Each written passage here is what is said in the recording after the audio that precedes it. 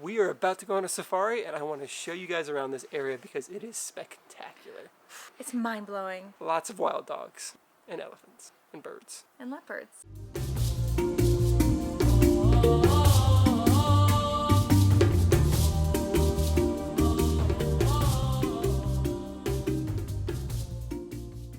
Hi guys, greetings from another wintry day here in Alberta, Canada. A few days ago I released a video about my top animals that you should watch out for on an African safari, and it's still pretty wintry here in Alberta and I'm still thinking about traveling down somewhere in Africa, whether that's east or southern or west, somewhere warmer than here, and I decided it was a good day to go over some of my top African safari travel tips. So let's get to it. Okay, so safari tip number 1. Shh, no yelling. You aren't in a zoo and the animals are not domesticated here. When safari goers are visiting animals in their natural habitat, the excitement can be overwhelming. It's a very exciting experience, especially the first time you see a big male lion. The urge to get up, wave your arms and yell is not how to act on safari though. Humans are guests in the animal's home and should act accordingly. Some of these animals are quite dangerous, and it doesn't matter if you're in a truck if an elephant decides to charge you after you startle them. So our guide has grown up in the bush, and right now he saw lion tracks, so he got out of the car to go find them. Pretty impressive, but I'm gonna stick right here in the car. Safari tip number 2, dress the part. It is so sunny and hot here.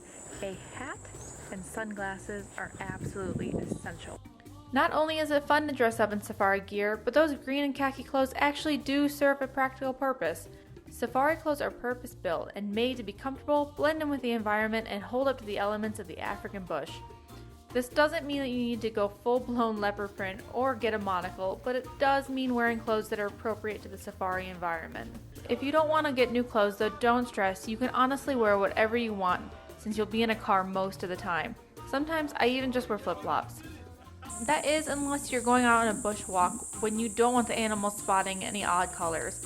If you're doing some bushwalks, we recommend packing a good pair of safari boots to wear and avoiding big loud colors like red, neon pink, or bright blue. Safari tip number 3. Get some good camera gear if you care about your photos. The phone is not going to do a lot for you. If you care about getting great wildlife photos, you're going to need more than a phone. Although you're going to get closer to the African animals than ever before, to really capture them on camera requires some good lenses. We recommend a telephoto lens. Something around 200mm plus should do the job. That doesn't mean you're going to need an 800mm lens that costs as much as a car. However, get ready for lens envy while on safari because some photographers take it very seriously. We'll provide a link in the bottom showing exactly what we have, but keep in mind, if you're okay with iPhone photos, then just stick with that. Safari tip number 4. Wake up early. So it is 5:20 a.m. and we are walking to the main lodge to hop in our game viewer. Right now the sun is not up, but this is about the typical time you start a day on safari. Coffee? Thank you. Sleeping in is not for safari, it's for the beach afterwards. You're going to have to be an early riser while on safari. Animals are the most active in the morning and evening, as the midday sun is just too hot for them to be moving around. This is why most safari days consist of 2 game drives, a morning one and an evening safari. The morning typically involves waking up at the crack of dawn and having coffee on the go. Evening game drives are our absolute favorite since they leave in the afternoon and end with a cold gin and tonic. Number 5. Enjoy a sundowner, always. Speaking of gin and tonic, the best way to end a safari day is without a doubt a beautiful sunset and a drink, or in other words, a sundowner. What's a sundowner? Well, it's pretty much ritual when on African safari. It's where you're going to have a drink while the sun is setting, celebrating a long African day's end. Thank you. Sit it out way.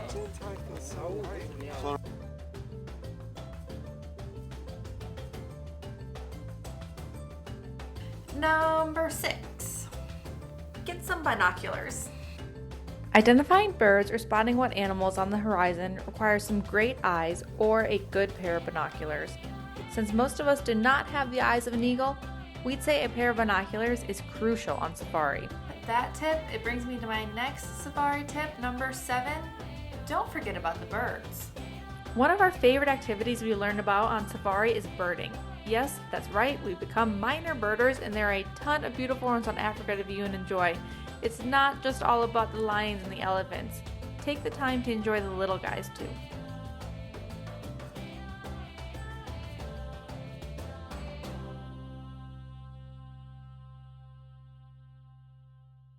Safari tip number 8. Don't be afraid to ask questions.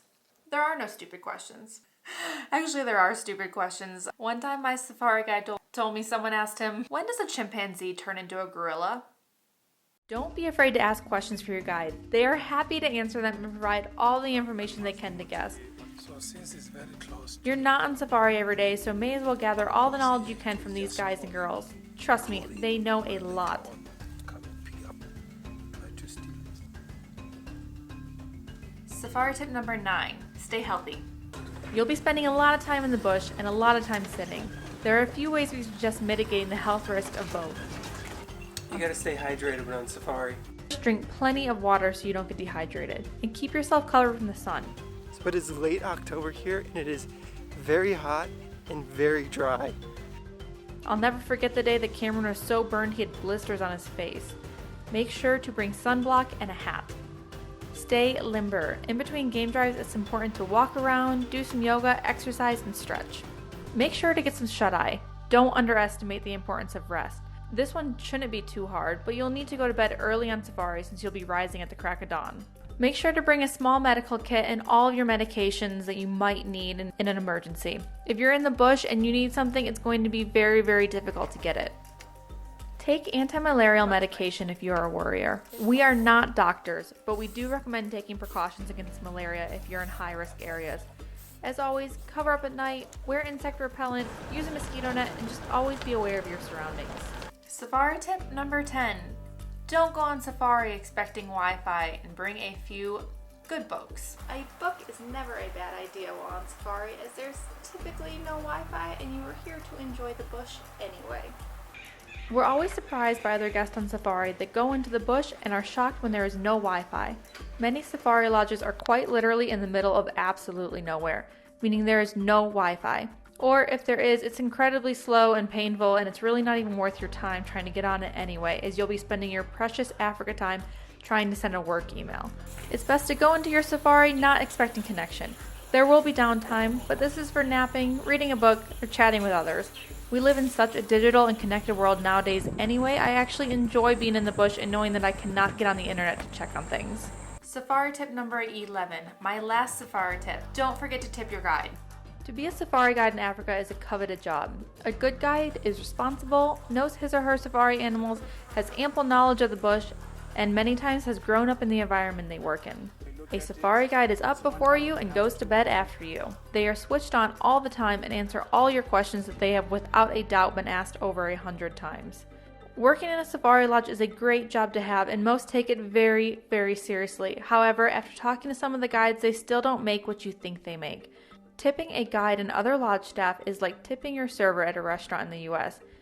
It's not mandatory, but is almost expected and appreciated. These people work very hard to ensure you are having an enjoyable holiday, and it's important to reward them if you think they are doing a good job.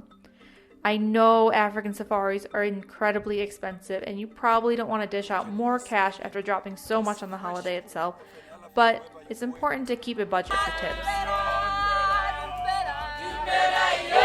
Bring US dollar if you can, or the local currency. A standard guideline for tipping is between $10 and $15 per person per day for your guide, and anywhere between $5 to $15 per person per day for the general employees. However, many safari companies will have a booklet or send you a pre-checklist PDF with all this information on it beforehand. I will mimic your smile. Oh, I'm sure I could rattle off a ton of other safari tips for a safari around Africa, whether that's in South Africa, Tanzania, Kenya. Safaris are so different everywhere you go, but these are the most general safari tips for everywhere that I can mention. So I really hope that they help you on your first safari to somewhere in Africa. If you guys enjoy this video, please let me know in the comments. I don't do a lot of videos with this talking head kind of narration throwback, but I want to start. And also, if you like this video, then make sure to subscribe right there, or like right there. I don't know, one of these.